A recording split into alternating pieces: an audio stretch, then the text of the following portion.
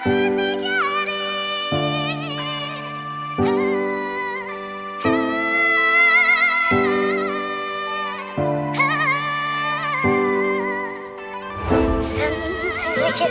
yordu bu bedeni. Sen gittikten sonra gülmediğim eskisi gibi.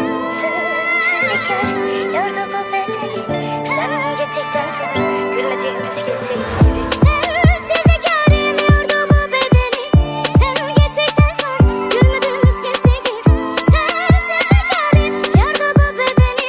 Sen gittikten sonra gülmediğim eskisi gibi. Nereden nasıl başlasam anlatmam pek kolay olmayacak. Bana farklı bir baktı o gözleri, gönlüme sözleri ok gibi saplayacak. Nasıl yalnız ölür ki insan, sen gibi bir kızı kapınca anlayacak. Bana bir söz ver hadi, sen de kalbini her zaman aşkım kaplayacak. Nereden nasıl başlasam anlatmam pek kolay olmayacak. Bana farklı bir baktı o gözleri, gönlüme sözleri ok gibi saplayacak. Nasıl yalnız ölür ki insan, sen gibi bir kızı kapınca anlayacak. Bana bir söz ver hadi, sen de kalbini her zaman aşkım kaplayacak. Sensizlik yordu bu bedeni. Sen gittikten sonra gülmediğim eskisi gibi. Sensizlik yordu bu bedenim. Sen gittikten sonra gülmediğim eskisi gibi. Wir waren immer für uns da, verdammt, hab dich nie ersetzt, hast du mal nachgedacht?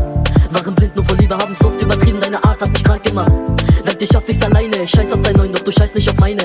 Und das weißt du, wir waren anders, gebe lieber auf, weil ich keine ranlass. Ich bin anders, seitdem du nicht da bist, träum öfters von dir, doch weiß nicht, was der Plan ist. Am besten, ich schließe jetzt ab, hab im Business gewonnen, doch die Liebe verkackt, ich bin auf meinem Weg. Auch wenn es mich fickt, guck ich auf mich und bewahr mein Gesicht. Babe, tut mir leid, alles vorbei, denk dich an mich und vergiss